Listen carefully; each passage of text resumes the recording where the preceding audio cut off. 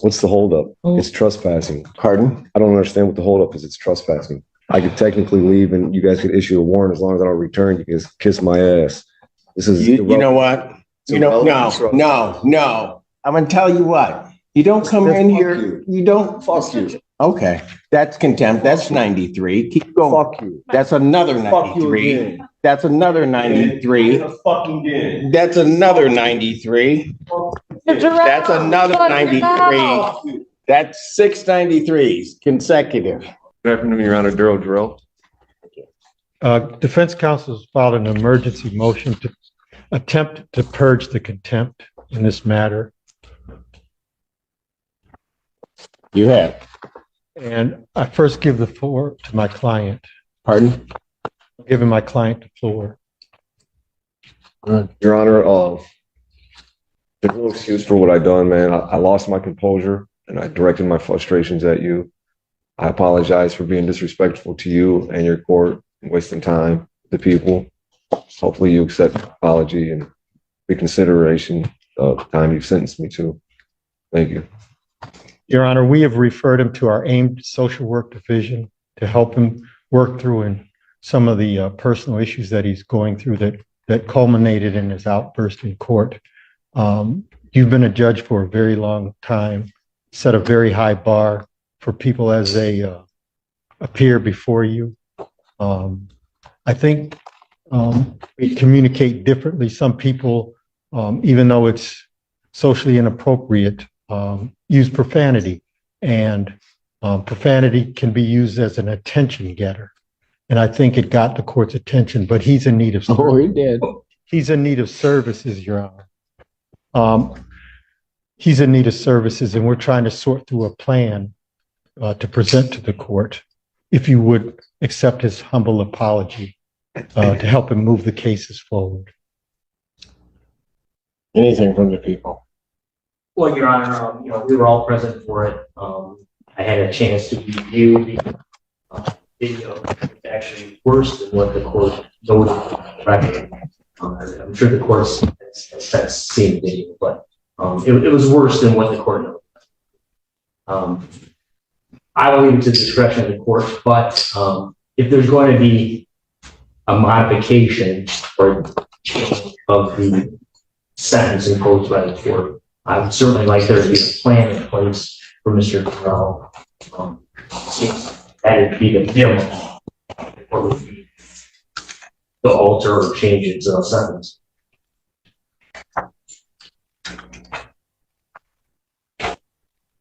Mr. Corral, what was going on with you? Well, there's a lot of issues that I'm under currently. One, I'm unemployed. I can't obtain a driver's license. Without those, it's hard to provide for yourself.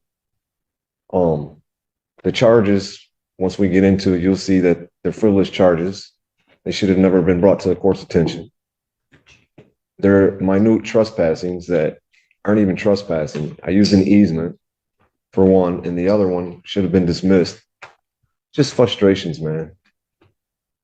There's no excuse for what I've done. You wanted an in-depth look. I shared some things. I mean, it falls on. Right out of the gate, this is already escalating fast. What should have been a routine courtroom exchange is turning into a confrontation.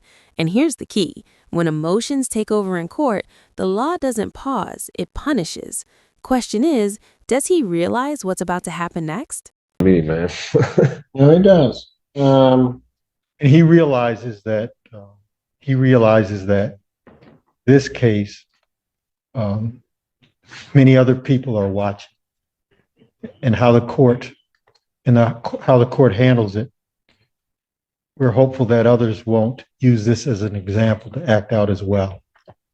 Well, but from the very beginning, the one thing that, as Mr. Brown correctly points out, I've been doing this a minute. And, Mr. Terrell, you were in my court, and I watched you because you were sitting in the back. And you were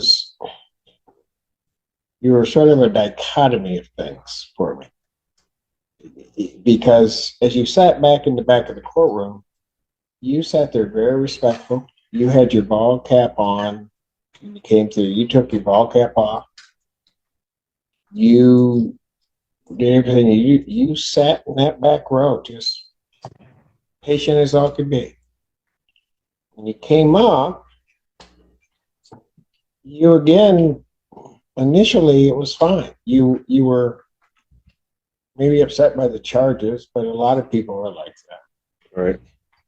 And it was going fine, and I could overhear, just so that you understand what I was trying to do, I overheard, as you were talking to your attorney, that you didn't have a phone. Right. You didn't have email. More than anything in the world, I was worried that you weren't going to be able to have adequate time. I would have just normally set it 2 weeks out, done whatever. And I was trying to give more time, not to delay it, Yeah.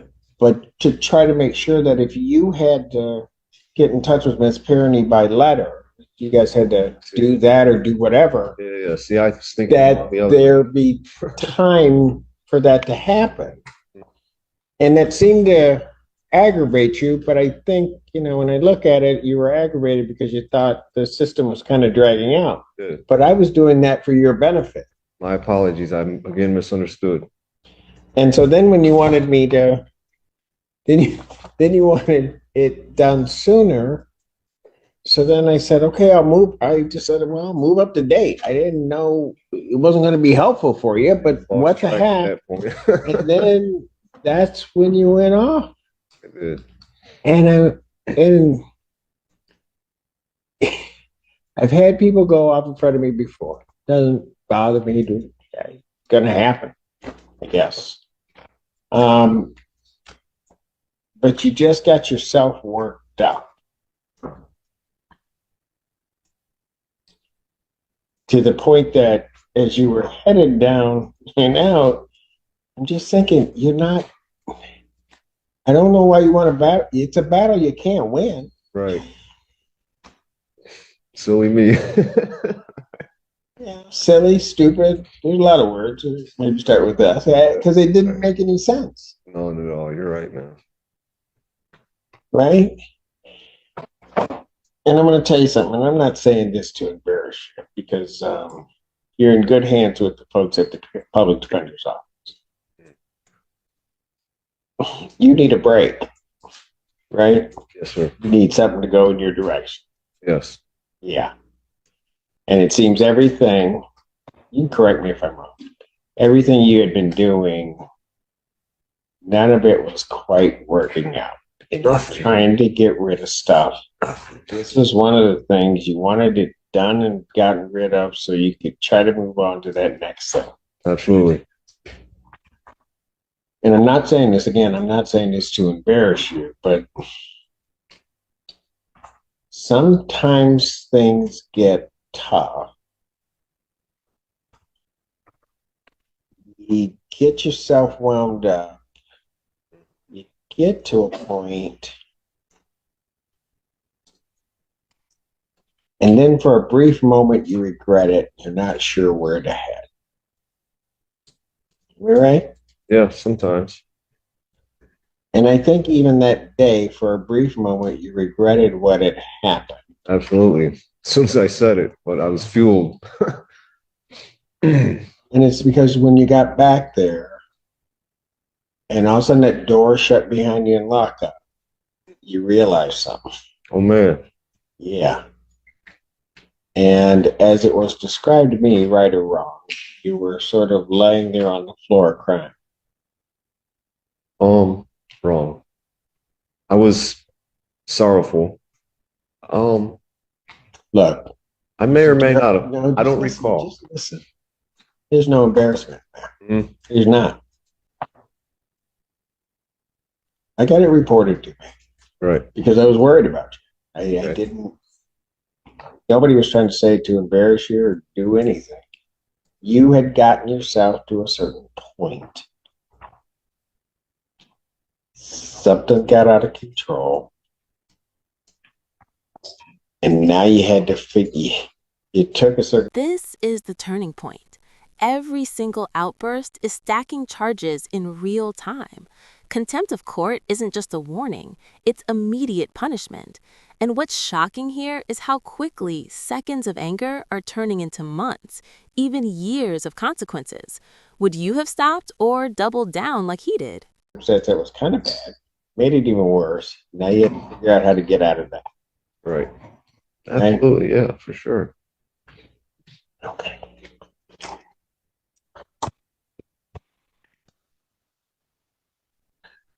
You had left here that day. You don't have a place to stay, do you? No, I'm currently homeless. Yeah. The Delana Center.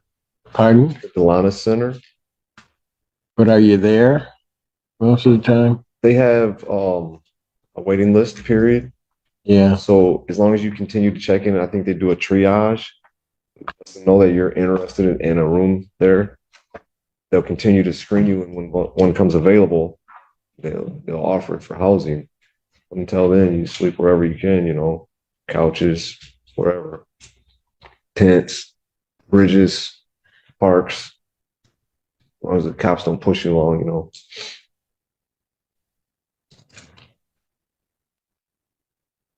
So the reality is you didn't have a place to go, right? Oh no, I don't have a place to go. No. All right.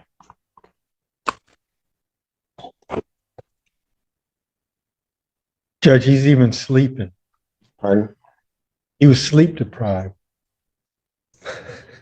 He's sleeping. He's got a roof over his I probably head. was sleep deprived a little bit too. Man, I couldn't stop falling asleep. Did you notice that? Couldn't, man. I just thought it was my relaxing voice and personality. Mr. Allen, actually today, you look a whole lot better than you did that day. Thank you. I feel better too. Before you came in, when was the last time you ate? I ate probably the day before. So you hadn't eaten that whole day. No. I actually went to eat, but I didn't have enough time to jump on the bus and come back, so I skipped it. Yeah.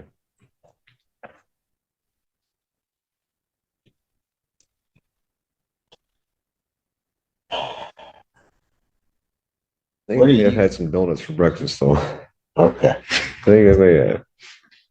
What do you think I ought to do with you after what you did? You can do anything you want with me, Your Honor. Oh, I know I can. What I would like you to do for me is to let me go, and we'll have continued scheduling of the September 4th date. And you'll see that I've told you the truth about the charges that are pending. They'll probably even get thrown out by then. Pardon? Once the prosecutor reviews them, they should probably get thrown out. Well, you know, probably you're about to try to make another mistake. And that is you're trying to practice law, even though it's about your case and you don't have a law degree. Why don't you leave it to the experts that are around you? And, yeah. Sounds good. I think he's suggesting that you suspend or hang it over his head. Contempt, if not that we sent him in. purge, Your Honor. I got it here in here. It was the 7th. Today's the 5th. Set him for September. No, I know I set him for September, but I said sentenced him. You know, I can't just let you walk away from it. What you did is, so that you understand, this really isn't about you or me. It's about you, Yeah. but it isn't about me. You can say all those things you want, but the one thing in the past 25 years, I will tell you, I do not let people just disrespect this institution and walk away. Right. Sorry. It won't happen with me, and I'm sure Mr. Brown has told you that. I just don't. Okay. I understand, however, and balance that against sort of where you are and what you're trying to do. So we're currently set for September 4th at 9 a.m. what I'm going to do regarding the contempt, I'm going to work it this way. I will grant to a certain extent the motion, and I'm going to reformulate the 558 days that you talked yourself into. And when you're back there thinking, think about this, how you took a case with a maximum 30-day sentence and parlayed that to 558 days. Right. Oh, goodness. So what I'm going to do is take the 558 days. I will indicate defendant is to serve 93. I will give him credit for the 6 that he's been in and suspend at this time the balance. Thank you. When we come back, so it's down to 93 now. When we come back on the 4th, I'll consider whatever else I might do regarding that sentence. Thank you, Your Honor. Whether or not you serve the rest of it is going to be dependent upon your behavior, how you come into court. I don't ask anybody to, talk up to me. They don't have to like me. That's not my job. I'll tell you what, I like this Jarrell better than that other one I saw. Right. So let's just keep that up. You'll at least, and I don't like doing it this way, and I don't like saying it, you'll have a place, right? You're going to be eating regularly, and you're going to be looking a whole lot better, I think. I don't like doing it this way, but Right. maybe some benefit can come out of it, and you'll be able to get with their aim division and see if we can just get certain things in place for you. Right on. All right, fair enough. Yeah. Yeah, that's all I can ask for. Thank you. Well, I'll tell you what, don't thank me. That man standing beside you, that's who you need to thank, because he was on me, and he was trying to explain and trying to make sure he didn't want to say anything off the record without Mr. Siller there, but Yeah. he was in your corner batting for you. And so you ought to be thankful for that. Because quite frankly, whether you sat there 558 days or not, I was going home for dinner. So wouldn't have mattered to me. All right. Okay. Yes, sir. Thank you. Thank you. Take care. Thank you.